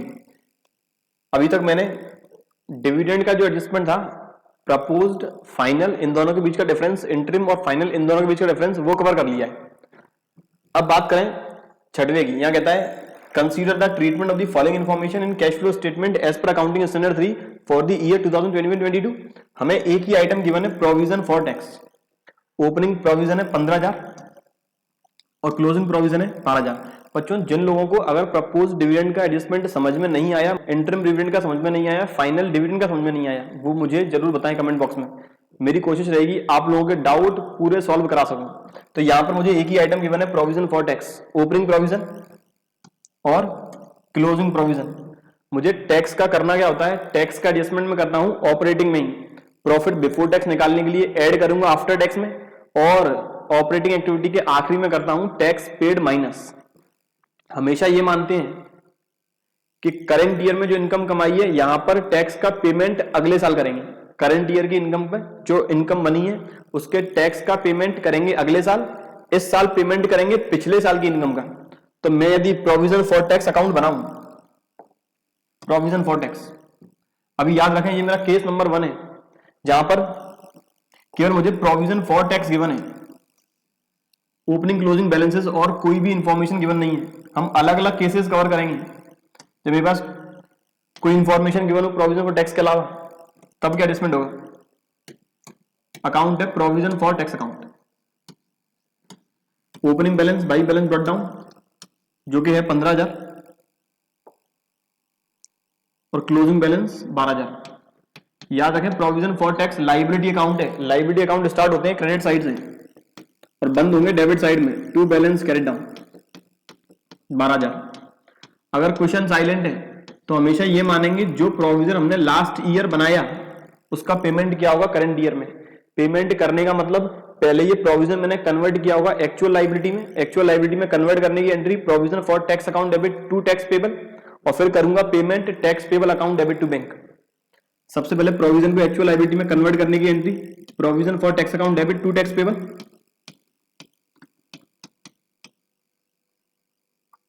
और फिर टैक्स पेड करने की entry tax payable account debit to bank.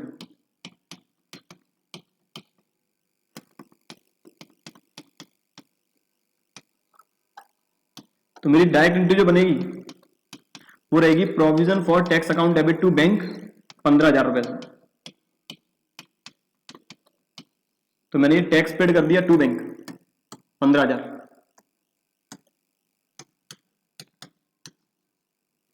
और जो करंट ईयर के आखिरी में जो टैक्स का प्रोविजन बकाया है वो मैंने इस साल बनाया होगा स्टेटमेंट ऑफ पीएनएल से, उसकी एंट्री हुई होगी statement of PNL account debit to provision for tax, जो आएगा 12,000। यदि मुझे केवल ओपनिंग और क्लोजिंग प्रोविजन गिवन है, कोई भी इंफॉर्मेशन गिवन नहीं है, तब इस तरह से प्रोविजन फॉर टैक्स अकाउंट बनेगा। जो लास्ट ईयर का प्रोविजन होगा वो मैंने इस साल किया होगा पेड ऑपरेटिंग एक्टिविटी के आखिरी में माइनस, और जो करंट ईयर में प्रोविजन है वो इस साल मैंने किया होगा मेड प्रॉफिट बिफोर टैक्स निकालने के लिए करेंगे प्लस। ये बात थी क्वेश्चन नंबर 6 की।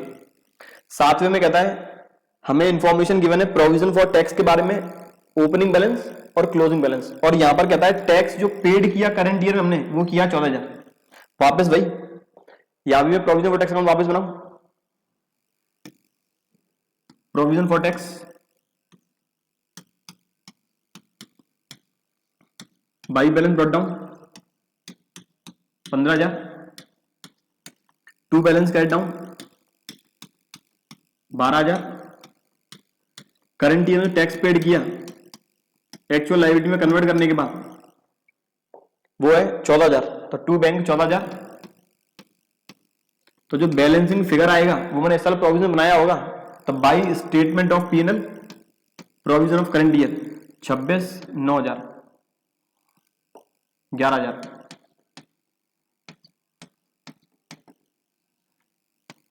या फिर 14,000 रुपए का पेमेंट करने के बाद भी मुझे अभी 12,000 का टैक्स पेड और करना है, तो टोटल लायबिलिटी एंटिटी की 26,000 है, जिसमें से 15,000 लास्ट ईयर की थी, तो करंट ईयर की होगी 11,000। 11,000 रुपए का प्रोविजन इस साल बनाया, तो प्रॉफिट बिफोर टैक्स निकालने के लिए करूंगा प्लस, और 14,000 का टैक्स पेड किया ये मैं ऑपरेटिंग एक्टिविटी के आखिरी में करने वाला हूं माइनस। ये बात थी बच्चों क्वेश्चन नंबर 7 की। अब क्वेश्चन नंबर 8 की। अब बात करें क्वेश्चन नंबर 8 की, तो 8वें में consider the treatment of following information in cash flow statement. अब मुझे इन्फॉर्मेशन गिवन है प्रोविजन फॉर टैक्स और provision for tax made during the year, by balance brought down, to balance carried down. अब इस बार मुझे गिवन है जो मैंने करंट ईयर में प्रोविजन बनाया 14,000 का, तो मेरे प्रोविजन फॉर टैक्स में आएगा by statement of PNL 14,000, opening liability थी 15,000, 14,000 की लायबिलिटी और क्रिएट करी तो मेरी टोटल लायबिलिटी हो गई 29,000। साल के आखिर में लायबिलिटी है 12,000, इसका मतलब मैंने पेमेंट कितना कर दिया 17,000। By balance brought down, to balance carried down, by statement of PNL balancing में रहेगा टू बैंक 17,000। एडजस्टमेंट कैसे करेंगे कैश फ्लो में, 14,000 ऐड करेंगे प्रॉफिट बिफोर टैक्स निकालने के लिए, और जो 17,000 आया है वो करूंगा माइनस ऑपरेटिंग एक्टिविटी के आखिरी में। अगला कहता है मुझे वापस ओपनिंग क्लोजिंग प्रोविजन गिवन है, टैक्स पेड गिवन है और रिफंड ऑफ टैक्स गिवन है 2,000। बच्चों रिफंड ऑफ टैक्स का पहले सोचेंगे बाद में, अभी तक जो हम करते आए हैं सेम वैसा ही करेंगे। Provision for tax by balance brought down, by balance brought down provision for tax account, by balance brought down 15,000, to balance carried down 12,000, tax paid during the year to bank 14,000, तो by SPL 11,000। 14,000 रुपए minus करूंगा operating के आखिर में और 11,000 करूंगा profit before tax निकालने के लिए प्लस। अब बात करें स्टेटमेंट ऑफ पीएनएल में 2,000 रुपए का इफेक्ट क्या आया होगा और ऑपरेटिंग एक्टिविटी में इसका इफेक्ट क्या आएगा। तो टैक्स को चार्ज करते हैं प्रॉफिट में से। अब मैंने यदि टैक्स को चार्ज किया प्रॉफिट में से, तो मुझे जो टैक्स का रिफंड रिसीव हुआ उसका क्या किया होगा, मैंने प्रॉफिट बढ़ा दिया होगा। जब एंटिटी ने प्रॉफिट पर टैक्स पेड किया तो वो यहां आया होगा टू प्रोविजन फॉर टैक्स, लेकिन यदि टैक्स का रिफंड होगा तो वो आएगा पीएनएल में क्रेडिट में, वो आया होगा पीएनएल के क्रेडिट में। अब मुझे यदि प्रॉफिट बिफोर टैक्स निकालना है टैक्स के एडजस्टमेंट से पहले, तो ये मुझे करना होगा प्लस, क्योंकि मैंने इसे माइनस करने के बाद निकाला होगा प्रॉफिट आफ्टर टैक्स, तो मैं ये आइटम कर दूंगा प्लस, और इस आइटम को जो मैंने प्रॉफिट आफ्टर टैक्स निकालने के लिए पहले कर दिया प्लस, अब कर दूंगा माइनस। तो मैं जो कैश फ्लो स्टेटमेंट में स्टार्टिंग करता हूं ऑपरेटिंग एक्टिविटी का प्रॉफिट बिफोर टैक्स से, वहां पर जो मैंने इस साल प्रोविजन बनाया उसे करूंगा प्लस, और जो मैंने टैक्स का रिफंड रिसीव किया उसे करूंगा माइनस। कैश फ्लो स्टेटमेंट में ऑपरेटिंग एक्टिविटी के जो आखिरी में मैं जो रिफंड होगा टैक्स उससे कैश बढ़ाए और मेरी ऑपरेटिंग इनकम भी है, तो आखिरी में जाके जहां मैं टैक्स पेड माइनस करता हूं उसी के साथ जो मैंने टैक्स की रिकवरी की है वो करूंगा प्लस। मतलब मैं कैश फ्लो स्टेटमेंट में जो आखिरी में माइनस करता हूं टैक्स पेड, तो यहां पर मैं नेट टैक्स पेड माइनस करूंगा। नेट मतलब मैंने करंट ईयर में टैक्स पेड किया 14,000 माइनस मैंने टैक्स की रिकवरी की 2,000, यहां मैं नेट टैक्स पेड करूंगा 12,000। तो यदि रिफंड ऑफ टैक्स भी गिवन है तो घबराना नहीं है। सबसे पहले नॉर्मली जो मैं एडजस्टमेंट करता हूं वो करना है, फिर इसके बाद जो मुझे रिफंड रिसीव हुआ उसकी वजह से मैंने पहले प्रॉफिट बढ़ा दिया होगा, मुझे सबसे पहले प्रॉफिट करना होगा कम, लेकिन टैक्स मैंने पेड करता हूं तो मेरे लिए ऑपरेटिंग है, तो टैक्स रिसीव करूंगा वो भी तो ऑपरेटिंग ही है, तो आखिरी में जाके वो मैं कर दूंगा ऐड या फिर टैक्स पेड में से कर दूंगा माइनस। ये बात थी मुझे रिफंड फॉर टैक्स के साथ में। अब बात करें अगले क्वेश्चन की। अगले में अब यहां से मेरा स्टार्ट हो गया नॉन करंट एसेट का ट्रीटमेंट। मैंने प्रोविजन फॉर टैक्स और डिविडेंड जो सबसे इंपॉर्टेंट एडजस्टमेंट है वो मैं कर चुका हूं। अब बात करें नॉन करंट एसेट की। 10वें में कहता है प्लांट एंड मशीनरी की ओपनिंग वैल्यू गिवन है 2,30,000 और क्लोजिंग वैल्यू गिवन है 2 लाख और कोई भी एडजस्टमेंट नहीं है। यदि एसेट्स की वैल्यू रिड्यूस होती है, हमेशा मानेंगे क्वेश्चन साइलेंट रहेगा तब, तो एसेट पर लगा होगा डेप्रिसिएशन। यदि टेंजिबल एसेट की वैल्यू रिड्यूस होती है तब मानेंगे डेप्रिसिएशन, यदि क्वेश्चन साइलेंट है तो। यदि इंटेंजिबल की रिड्यूस होती है तब मानेंगे अमोर्टाइजेशन। दोनों का मतलब सेम ही है, दोनों की वैल्यू होती है रिड्यूस। तो यहां पर ओपनिंग मशीनरी की वैल्यू थी 230, क्लोजिंग है 2,30,000 रुपए वैल्यू गिरी डेप्रिसिएशन। डेप्रिसिएशन का एडजस्टमेंट क्या रहेगा, ऑपरेटिंग एक्टिविटी में नॉन कैश आइटम है वो कर लेंगे प्लस। यहां सपोज गुडविल होता, ओपनिंग वैल्यू होती 230, क्लोजिंग होती 2 लाख, तो गुडविल हमने की होगी राइट ऑफ, वापस ऑपरेटिंग एक्टिविटी में अमोर्टाइजेशन है, नॉन कैश आइटम है वो भी करते प्लस। 11वें में कह रहा है प्लांट एंड मशीनरी की ओपनिंग वैल्यू 230 है, क्लोजिंग है 260 और और हमने इस साल जो मशीन खरीदी है वो 50,000 की। याद रखें अगर मशीनरी खरीदी वो 50,000 की है। अब मैं इसके लिए मशीन अकाउंट बिना बनाई भी एडजस्टमेंट कर सकता हूं, मशीन अकाउंट के साथ भी एडजस्टमेंट कर सकता हूं। मशीन अकाउंट बनाए बिना एडजस्टमेंट कैसे होगा वो देखें आप लोग। ओपनिंग मशीनरी की वैल्यू 230, मैंने इस साल जो 50,000 की मशीन खरीदी होगी तो 230 ओपनिंग थी, 50 एडिशन, मेरे पास मशीन होनी चाहिए थी कुल 2,80,000 की, लेकिन मशीन है कितने की 260। वापस मशीन की वैल्यू रिड्यूस हो गई, रिडक्शन का एक ही माना जाएगा रीजन डेप्रिसिएशन, तो मैंने 20,000 रुपए का लगाया डेप्रिसिएशन। ऑपरेटिंग एक्टिविटी में non cash item depreciation plus और 50 की मशीन मैंने खरीदी है। इन्वेस्टिंग में कैश का आउटफ्लो करेंगे माइनस। दूसरा मशीन अकाउंट बना के किस तरीके से करेंगे, मशीन अकाउंट एसेट अकाउंट है, machine account to balance brought down 230 by balance carried down 260, machine खरीदी टू बैंक 50, तो जो बैलेंसिंग फिगर वो आएगा बाई डेप्रिसिएशन 20,000। तो ऑपरेटिंग में 20,000 प्लस नॉन कैश आइटम है और इन्वेस्टिंग में 50,000 माइनस कैश का आउटफ्लो।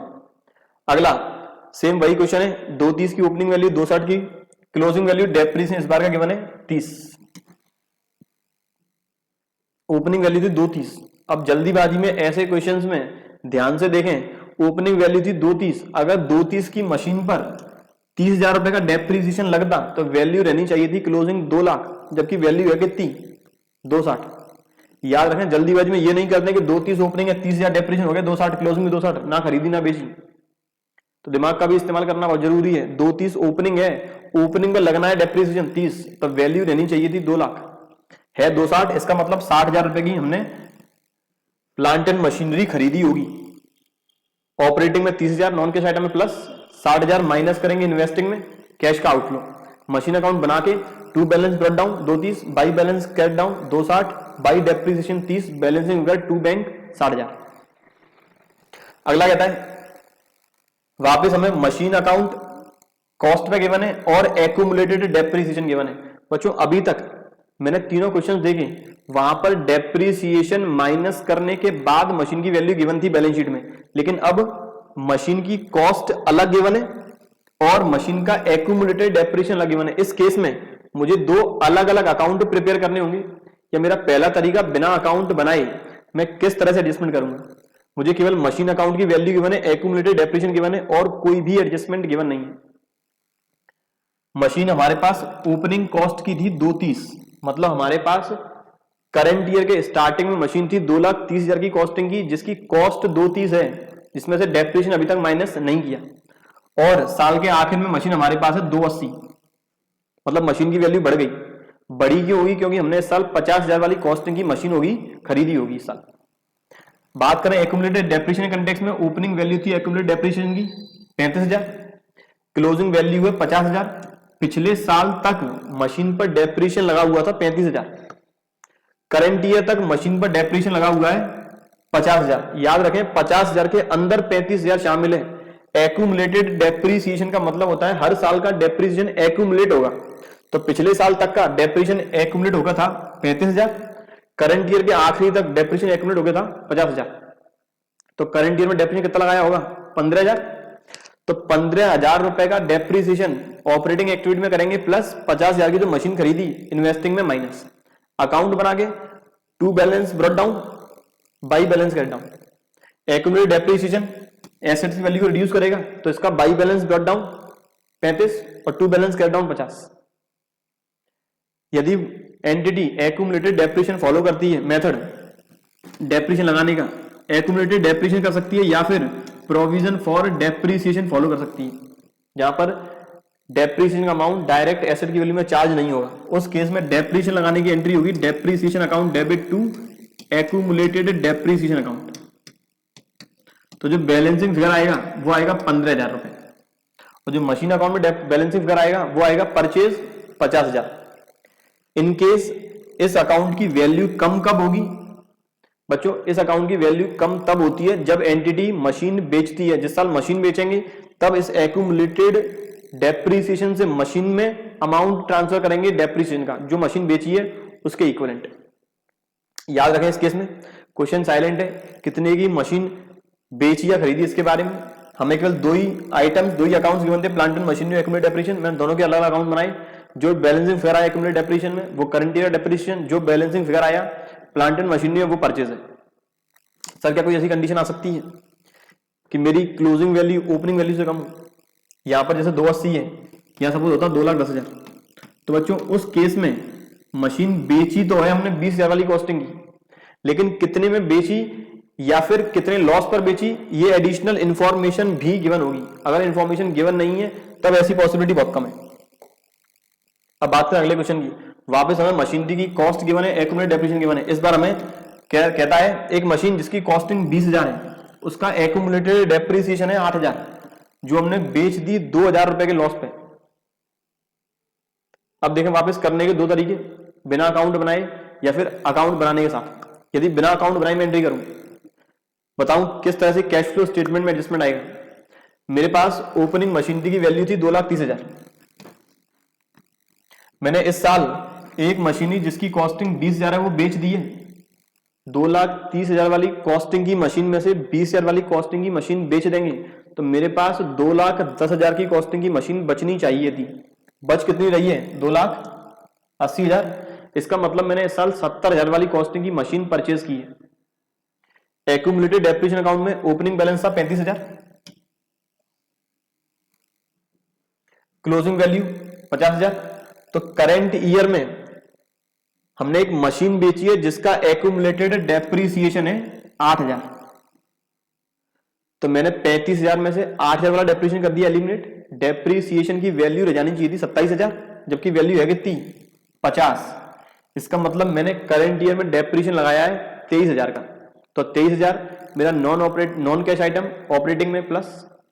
मैंने मशीन खरीदी जो मेरी आई थी 70,000, इन्वेस्टिंग में माइनस। अब बात करूं बेचने वाली मशीन की, तो मैंने 20,000 वाली कॉस्टिंग की मशीन जिसका एक्यूमुलेटेड डेप्रिसिएशन है 8,000, मतलब मशीन की वैल्यू रहेगी 12,000। मैंने बेच दी 2,000 रुपए के लॉस पे, मतलब मैंने बेची है 10,000 में। तो इन्वेस्टिंग में प्लस करेंगे 10,000 proceed from sale of machine, और ऑपरेटिंग में 2,000 non cash non operating item है, ये भी करेंगे प्लस। या फिर अकाउंट बनाने से समझे कि किस तरह से हमने बैलेंस निकाला। बच्चों बात याद रखनी है, यदि एक्यूमुलेटेड डेप्रिसिएशन एंटिटी फॉलो करती है तब मशीन का जो अकाउंट है वो कॉस्ट पे भी बना सकते हैं और WDV पर भी बना सकते हैं। जो बच्चे कॉस्ट और WDV के बारे में नहीं जानते बच्चों, ये कॉन्सेप्ट समझना बहुत मुश्किल है। अगर आप लोगों को कॉस्ट और WDV के बारे में अच्छे से पता है तब आप लोग ये कॉन्सेप्ट अप्लाई कर सकते हैं। अदरवाइज आप लोग किसी दूसरे कॉन्सेप्ट जैसे कंपैरेटिव कॉमन साइज है वहां मेहनत करें, वहां मार्क स्कोर करें, यहां पर ज्यादा क्वेश्चंस नहीं करें, क्योंकि इस केस में आपको यदि कॉस्ट और WDV का डिफरेंस नहीं पता, कॉस्ट पर अकाउंट कैसे बनेगा, WDV कैसे बनेगा ये नहीं पता, तो यहां पर नंबर लाना बहुत मुश्किल है। इससे अच्छा आप किसी दूसरे चैप्टर में मार्क स्कोर कर सकते हैं। ये बच्चों केवल मेरी रिकमेंडेशन है, आपको लगता है नहीं आप कर सकते हैं तो बिल्कुल जरूर करें। मेरा प्लांट एंड मशीनरी अकाउंट और accumulated depreciation account. Plant and machinery में टू बैलेंस ब्रॉट डाउन 230, यहां by balance carried down 280, accumulated depreciation में by balance brought down 35,000, by balance brought down 35 और टू बैलेंस कैरेट डाउन 50,000। सबसे पहले कहता है एक मशीन जिसकी कॉस्टिंग थी 20,000, जिसका आज तक का एक्यूमुलेटेड डेप्रिसिएशन है 8,000, तो उस मशीन का जो एक्यूमुलेटेड डेप्रिसिएशन है वो हमें एक्यूमुलेटेड डेप्रिसिएशन से निकाल के पहुंचाना होगा मशीन अकाउंट में। Entry accumulated depreciation account debit to machine, तो बाई एक्यूमुलेटेड डेप्रिसिएशन 8,000। अब मशीन की वैल्यू रहेगी 12, जो बेच दिए 2 के लॉस पे, तो बाई बैंक 10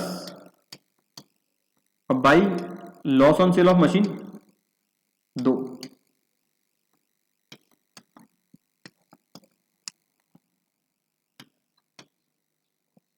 तीन लाख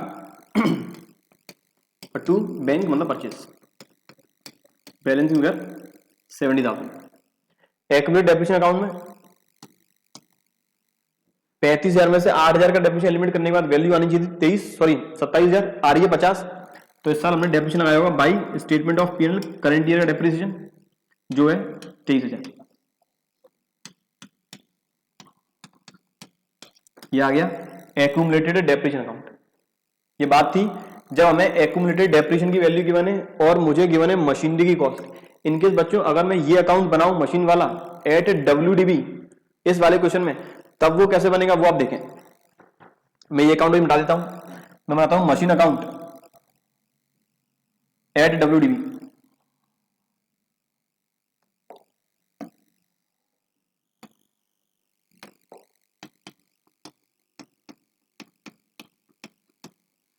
तो टू बैलेंस ब्रॉट डाउन। अब याद रखें हम बना रहे हैं WDV पे, तो यहां पर ओपनिंग फिगर आएगा WDV मतलब डेप्रिसिएशन माइनस करने के बाद 230 माइनस 35 195 और बाई बैलेंस कैरेट डाउन 2,30,000। अब एक मशीन की कॉस्टिंग, ये अकाउंट हम बना रहे हैं WDV पे, तो इसमें केवल WDV वाले फिगर आएंगे। मशीन की कॉस्टिंग 20 जिसका डेप्रिसिएशन लग चुका है 8, तो वैल्यू रहेगी 12, तो इसमें 12 के हिसाब से होगी पोस्टिंग। तो बाई बैंक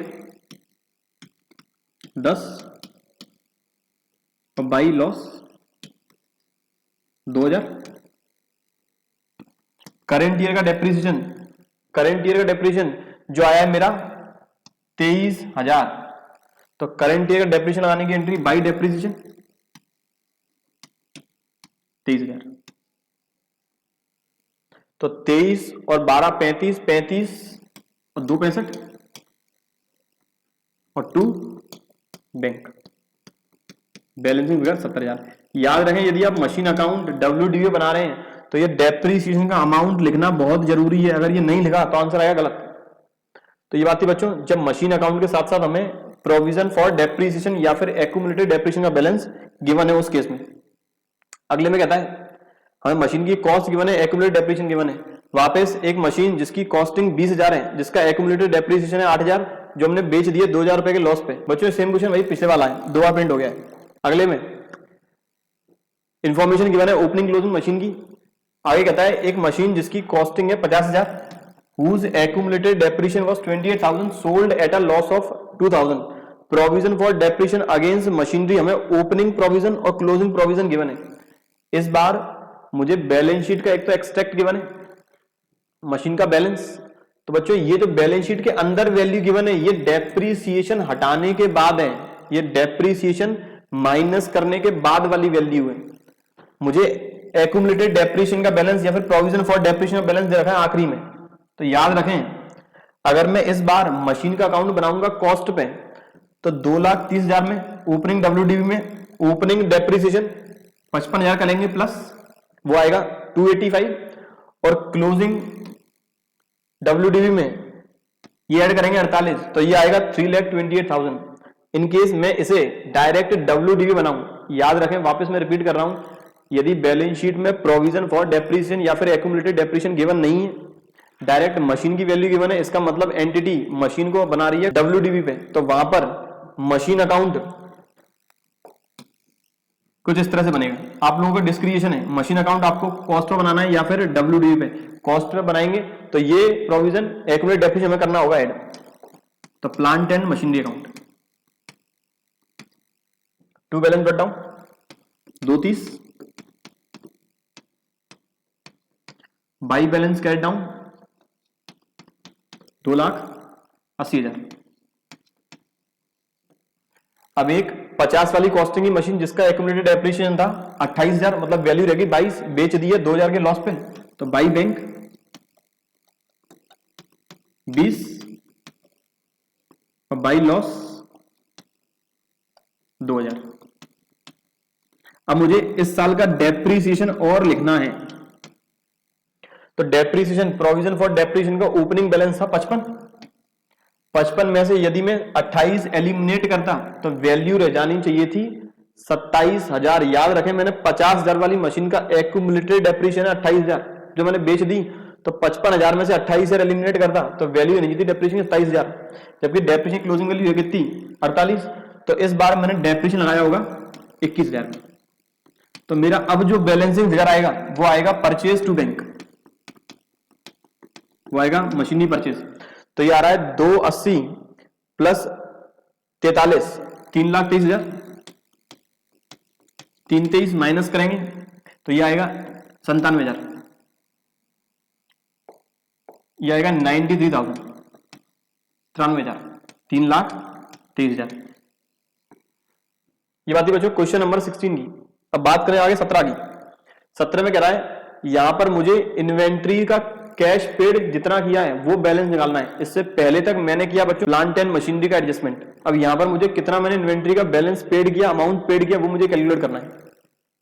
हमेशा मुझे करने के दो ही मेथड है, डायरेक्ट या अकाउंट बना के। आपके एग्जामिनेशन में जो 1 नंबर का क्वेश्चन रहेगा वहां डायरेक्ट आंसर देना होगा, जो 2 नंबर का क्वेश्चन रहेगा वहां पर अकाउंट बना के आंसर देना होगा। इन्वेंट्री का opening balance 40, credit purchase 160, closing inventory 38, trade payable opening 14 और क्लोजिंग 14.5। मुझे यहां दो अलग अलग अकाउंट बनाने होंगे, number 1 inventory account, number 2 trade payable account. Inventory account में टू बैलेंस ब्रेक डाउन 40, मेरे पास ओपनिंग इन्वेंट्री थी 40 की, मैंने इस बार खरीदी इन्वेंट्री 160 की, मेरे पास इन्वेंट्री हो गई 2 लाख रुपए की। इन्वेंट्री एट द एंड मेरे पास थी 38,000 की। ट्रेड पेबल में मतलब by balance carried down, trade payable में by balance brought down 14,000, to balance carried down 14,500। मैंने इस साल इन्वेंट्री परचेज की 160 की, तो परचेज करने की एंट्री होगी purchase account debit to creditors, तो क्रेडिटर अकाउंट में आ जाएगा बाई परचेज। अब यहां पे मेरे क्रेडिटर के ओपनिंग बैलेंस 14,000 है, परचेज किया 160, टोटल क्रेडिटर हो गया 174, क्लोजिंग आ रहा है क्रेडिटर 14,500। इसका मतलब जो बैलेंसिंग फिगर है वो मैंने किया होगा पेमेंट। तो बच्चों इस क्वेश्चन का आंसर बिना इन्वेंट्री अकाउंट बनाए आ जाएगा, क्योंकि यहां पर मुझे केवल निकालना है कैश पेड, जो मैं निकाल दूंगा क्रेडिटर्स अकाउंट से। By balance brought down 14,000, to balance cash down 14,500, by purchase 160, तो यहां पे आ जाएगा 2 कैश या फिर बैंक कैश पेड 1,59,500। यहां पर मुझे बिना इन्वेंट्री का अकाउंट बनाए हुए आंसर निकाल चुका हूं। इनकेस आपने यदि इन्वेंट्री अकाउंट बनाया तो उसे वापस काटे नहीं, बने रहने दें और फाइनली आंसर लिख दें कि कैश पेड हमने कितना किया है, वो है 1,59,500। अगला क्वेश्चन कहता है for each of the following transaction calculate the resulting cash flow and state the nature of cash flow that is operating, investing and financing. हमें 3 एडजस्टमेंट दे रखे हैं, बताना है कौन सा आइटम किस कैटेगरी में जाएगा तीनों में से और उसका इफेक्ट क्या होगा। सबसे पहले कहता है एक मशीनरी हमने 2.5 लाख की खरीदी, 20% मतलब 50,000 रुपए चेक देने के बाद and executing a bond for the balance payable. वही आ गया मेरा वेंडर वाला कंडीशन। मैंने 2.5 लाख का 20% 50,000 रुपए का पेमेंट कर दिया नगद में चेक के थ्रू, जबकि बाकी का मैंने बॉन्ड साइन कर दिया, कर दूंगा फ्यूचर में पेमेंट। तो यहां पर आज मेरा केवल 20% ही 50,000 रुपए ही कैश कम होगा, बैंक का बैलेंस कम होगा, जो मेरा इन्वेस्टिंग एक्टिविटी का पार्ट है तो जाएगा इन्वेस्टिंग में। मशीनरी परचेज 50,000 रुपए और इस वाले का कोई भी एडजस्टमेंट नहीं होगा बॉन्ड जारी करने का। दूसरा कहता है pay 2.5 lakh to acquire share in Informa tech and received a dividend of 50,000 after acquisition. 2.5 lakh के शेयर खरीदे, कैश का आउटफ्लो इन्वेस्टिंग का पार्ट है। 50,000 रुपए डिविडेंड रिसीव किया, कैश इनफ्लो, ये भी इन्वेस्टिंग का पार्ट है। तो 2.5 लाख इन्वेस्टिंग में माइनस 50,000 इन्वेस्टिंग में प्लस। अगला कहता है पुरानी मशीनरी बेची जिसकी कॉस्ट ओरिजिनल 2 लाख है, जिसका एक्यूमुलेटेड डेप्रिसिएशन है 160, मतलब 2 लाख वाली मशीनरी जिसका डेप्रिसिएशन लग चुका है 160, वैल्यू रही मेरे लिए 40, मैंने बेच दिया वो 60,000 में, तो proceed from sale of machine 60,000, investing का पार्ट है तो इन्वेस्टिंग में आ जाएगा। और जो मैंने 20,000 रुपए का प्रॉफिट किया है, गेन किया है, ये गेन आया होगा ऑपरेटिंग में, तो ऑपरेटिंग में माइनस करेंगे नॉन ऑपरेटिंग आइटम के कंटेक्स्ट में। तो मेरा इन्वेस्टिंग में 50,000 माइनस पहले वाले से, तीनों ही ट्रांजेक्शन आ रहे हैं इन्वेस्टिंग में। दूसरे वाले से मेरा नेट 2 लाख माइनस, और तीसरे वाले से मेरा नेट 60,000 प्लस। तो 50 माइनस के 2 लाख माइनस के 2.5 लाख और 60,000 प्लस के 190 आएगा मेरा इन्वेस्टिंग एक्टिविटी का कैश आउटफ्लो। अगला कहता है हमें पीएनएल की इंफॉर्मेशन गिवन है, revenue from operation sales given है, कॉस्ट ऑफ मटेरियल कंज्यूम्ड है, परचेज स्टॉक इन ट्रेड है, अदर एक्सपेंस है, total expense, profit before tax.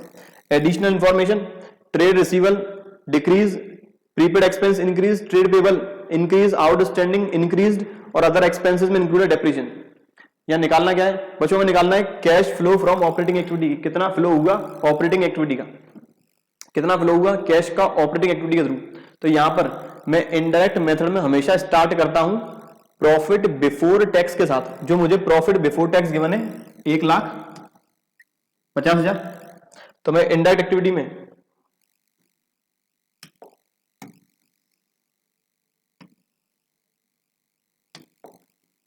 Cash flow from operating activity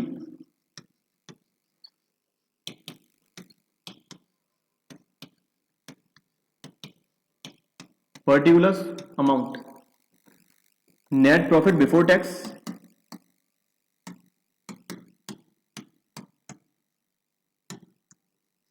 जो मुझे गिवन है नेट प्रॉफिट बिफोर टैक्स है 1.5 लाख, ये में आ गया 1.5 लाख। अब adjustment for non cash and non operating item,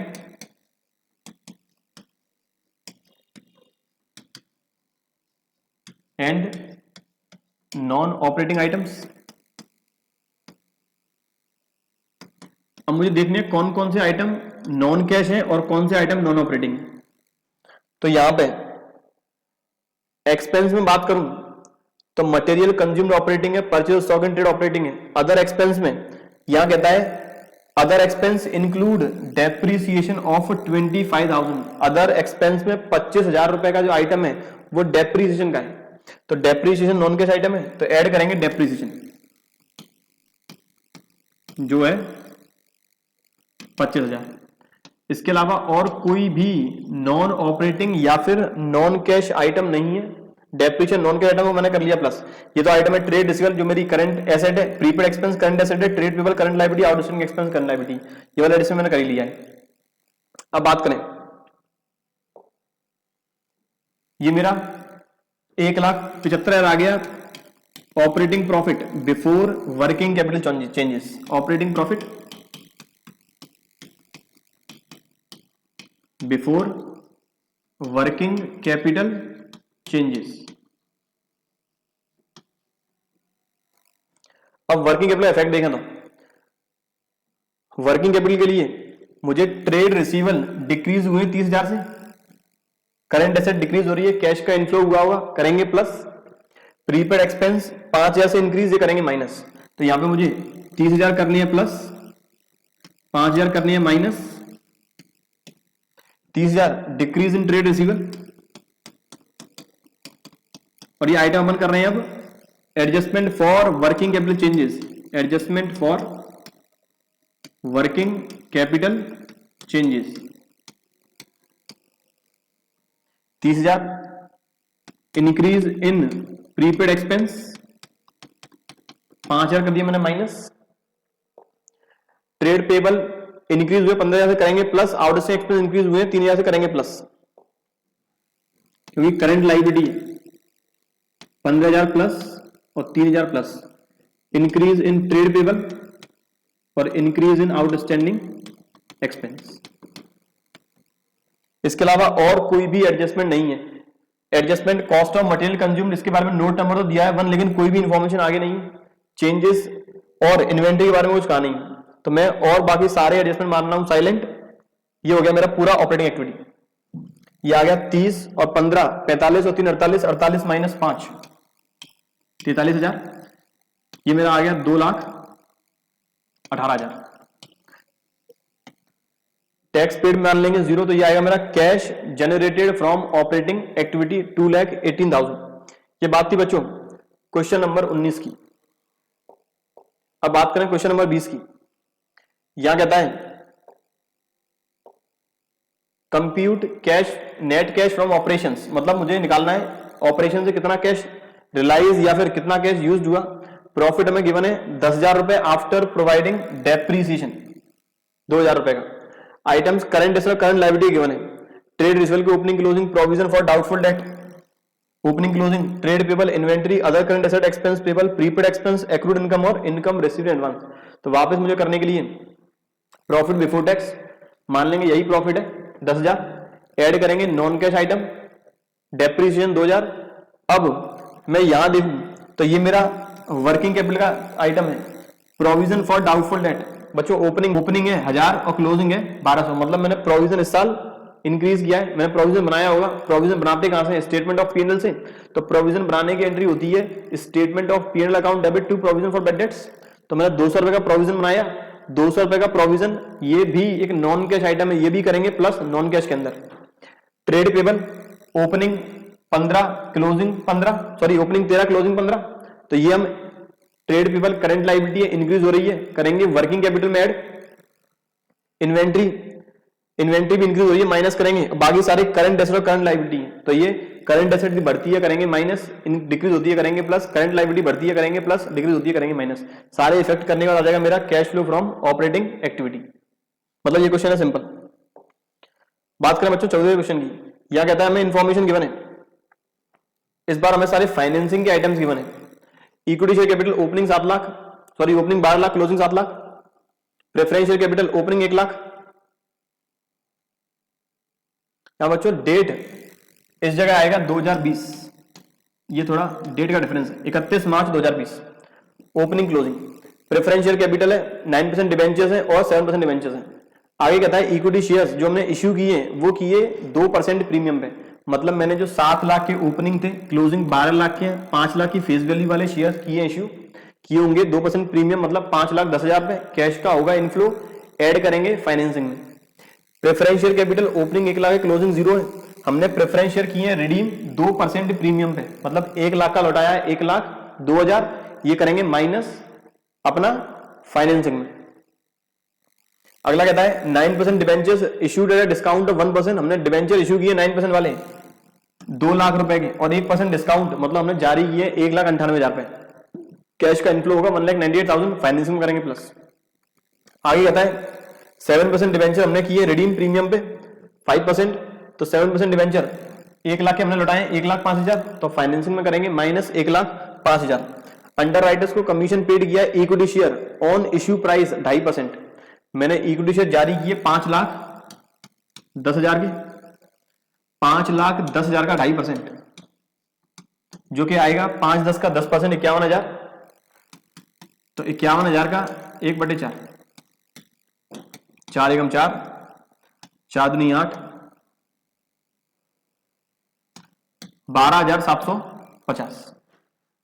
ये मेरा आ गया श्योर अपने अंडरराइटर्स का कमीशन। इसके बाद इंटरेस्ट पेड की हमने 7% डिवेंचर पर 7,000 माइनस करेंगे फाइनेंसिंग में, और डिविडेंड पेड किया प्रेफरेंशियल पे 8,000 माइनस करेंगे फाइनेंसिंग में। इनकेस यदि में डेट गिवन नहीं होती तो मानते या तो साल के पहले दिन या साल के आखिरी दिन, तो जो हमने अजम्पशन लिया है उस हिसाब से हम इंटरेस्ट पेड करते और डिविडेंड पेड करते। ये बात थी बच्चों आखिरी क्वेश्चन नंबर 21 की। याद रखें इस बार 1 नंबर और 2 नंबर के ही क्वेश्चन है, तो हर एक टॉपिक में से कहीं ना कहीं एक डीप क्वेश्चन आने वाला है, तो उस हिसाब से भी तैयारी करें। यदि कोई टॉपिक रह गया हो, मैंने जहां तक है डिविडेंड का एडजस्टमेंट, टैक्स का एडजस्टमेंट, मशीन के सेल वाले एडजस्टमेंट, शेयर्स जारी करने वाले एडजस्टमेंट, डेप्रिसिएशन का एडजस्टमेंट, प्रॉफिट कैसे कैलकुलेट करें वाला एडजस्टमेंट, सारे कवर कर लिए। इनकेस कोई रह गया हो मुझे कमेंट बॉक्स में जरूर बताएं। तो बच्चों उम्मीद है आपको वीडियो पसंद आई होगी। अगर वीडियो पसंद आई हो लाइक जरूर करें, अपने फ्रेंड्स के साथ शेयर जरूर करें। ऐसे ही रिलेटेड टॉपिक डिस्कस करने वाले अपने अगले लेक्चर में, तब तक के लिए पढ़ते रहिए। Thank you.